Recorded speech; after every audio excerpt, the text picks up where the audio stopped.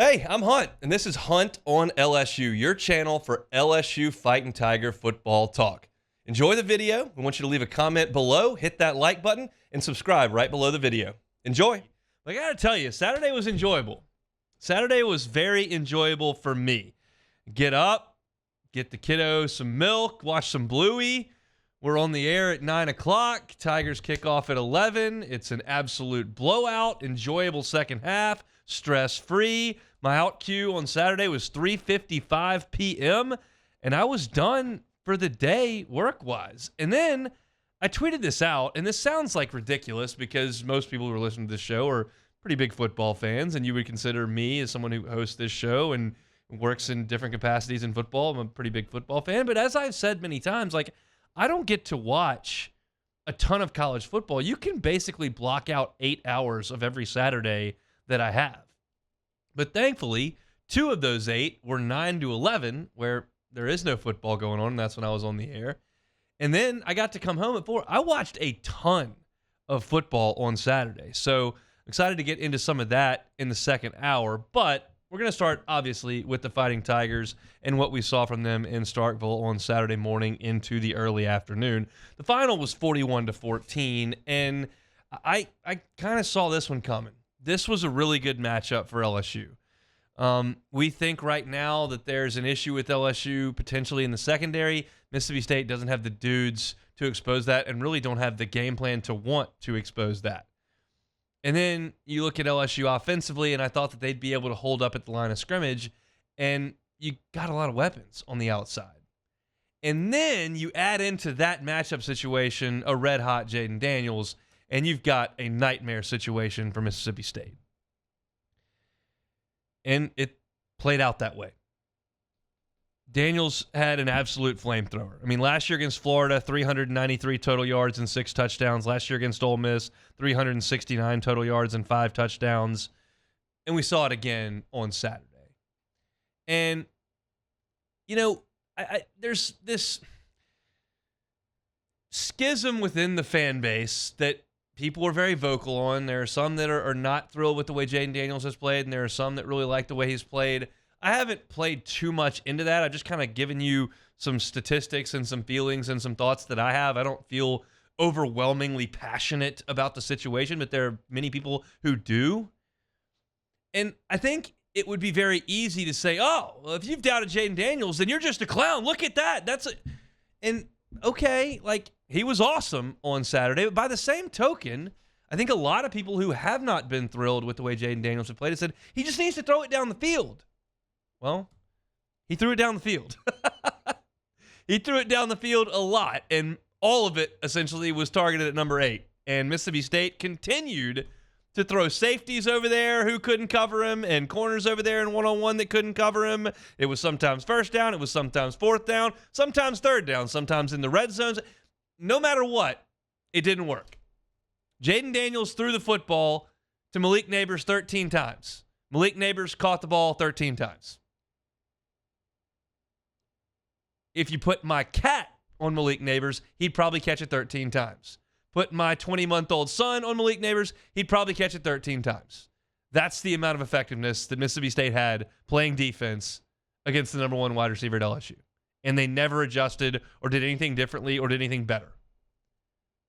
And Jayden Daniels was red hot.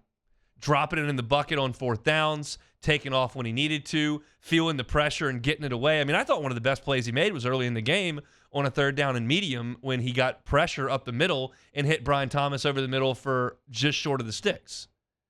Because there was pressure. It was a hot route. He had to get it out quickly. He did, and the completion was made. But even in the ones when he had time, he put it on the money. He was sensational on Saturday. He started 12 of 12. He finished with the best completion percentage in a single game in LSU football history. And that performance, statistically, goes up with some of the best ever. And you've obviously got Rohan against Alabama in 2001, where Josh Reed had almost 300 yards of receiving. You've got some Burrow games against Texas and certainly against Bama. Burrow in the game against Oklahoma in the semifinal. And I'm not going to put Jayden Daniels at 11 o'clock in the morning in September against Mississippi State up against those in terms of the significance and the stage, because it doesn't matter. Those two are apples and oranges. But it was a special show that Jayden Daniels put on, and that's in there. He's got every tool you need from a college football quarterback. Could he put on 15 pounds for the NFL? Sure. Does he have the strongest arm you're going to see each and every Saturday? No. But as far as college football quarterbacks go, he's got the toolbox. And when you've got an advantage matchup and he starts getting hot, we've now seen it a couple times over 3 years. There's very little the opposition can do. And Malik Neighbors was sensational as well. 239 yards. That ties Josh Reed's Sugar Bowl against Illinois for the fourth most in LSU history. Of course, you had Kayshawn against Ole Miss in the COVID year for 308, SEC record. Josh Reed's 293 at Alabama. Todd Kenshin had 249 yards as well against Mississippi State. Fourth all-time for Malik in that game. And what's humorous is that in the summer of 2020, in the throes of COVID, when there was no official visits, when college football recruiting was in a dark period, Malik committed to Mississippi State. 3 years later, a couple months, he's just making everybody in maroon miserable. It was an unbelievable effort. And that wasn't, to me, all that we saw that was positive from LSU's offense. It wasn't just Jayden Daniels and Malik Neighbors. I thought that the running game looked pretty good from Diggs and then Jackson. And I would hope that the carries would kind of shift maybe 80% towards those two guys. Yeah, Josh Williams has his place. They really trust him in pass pro. He does run hard. Noah Cain's an older player, and you can certainly count on him to get some short yardage situations. And then Emory when the time calls and he's ready to play. But for me, it's Diggs and Jackson. And the play that Jackson made on the highlight reel where he jump cuts it to the outside, stiff arms a guy, runs over another. You all know the play I'm talking about, the highlight reel play. That gets all the pub. You realize outside of that, he had 4 carries for 6 yards. So it wasn't like he just went nuts. He just had the highlight reel play. What the highlight reel play does is, to me, illustrate the upside, right? He's able to hit that jump cut. He's able to use his speed to get to the corner, use the stiff arm, and then the strength and power to run over the defensive back on the side is something that just the rest of the group doesn't have.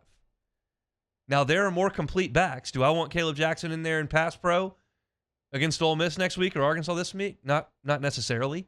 Y'all saw what Logan Diggs did, that blitzing linebacker. He decleated him at one point. That's the difference between a junior who's been doing this for 3 years and a freshman who hasn't been playing football his entire life, who's got immense talent running the ball but needs to learn the intricacies of everything else that goes on the field. But I thought LSU did a pretty good job running the ball. You look at the final stat sheet. You saw Logan Diggs had 41 yards, ran for about 4.5 a carry. You saw the flash from Caleb Jackson. And then you saw Jayden Daniels move things with his feet as well, including some design runs, one of which resulted in a touchdown. So that was encouraging because you didn't do any of that against Florida State. Now, there were some negatives, I thought, on the offense, and we'll get to those intentionally on the end of this segment as we've talked a lot of positives. Lance Heard's still learning. You saw the holding penalty. T-Bob, who I would trust far more than me on that situation, said he didn't like the holding call that Hurd got. Look, it looked like he may have grabbed a little bit, but T-Bob said he replaced, and I'll take T-Bob's word for it, but he did get called for the holding. So there's something there. But he's learning, and he's coming along.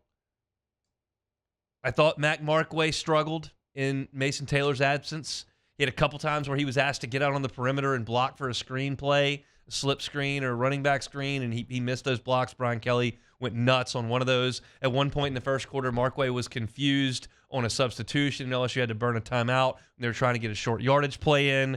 That stuff is going to happen for freshmen, and it did for Hurd and Markway. And then Will Campbell, just very uncharacteristically, Will Campbell with 4 penalties on the day. One was just being over-aggressive and losing his cool for a personal foul, but he did jump. He did get a holding call on him as well. And you saw him, if you were watching on television, for those that weren't at the game, he blew it. He went nuts. Kelly did on Will Campbell late in the game, said, get him out. That's 4 penalties. And the only thing I got from that, which we thought we were confident in but didn't know, when Campbell came out, Emory Jones did move to left tackle. So in the event that Will Campbell would come out of a game at some point for whatever reason, which this time it was just because the coach was ticked off, it's going to be Emory Jones playing the left tackle and Lance Hurd going in at right tackle. But for LSU offensively, I'm not going to find too much to quibble with. Jayden Daniels was sensational. The up front guys did a really good job. Malik Neighbors was a true number one. Brian Thomas was a true number two. Had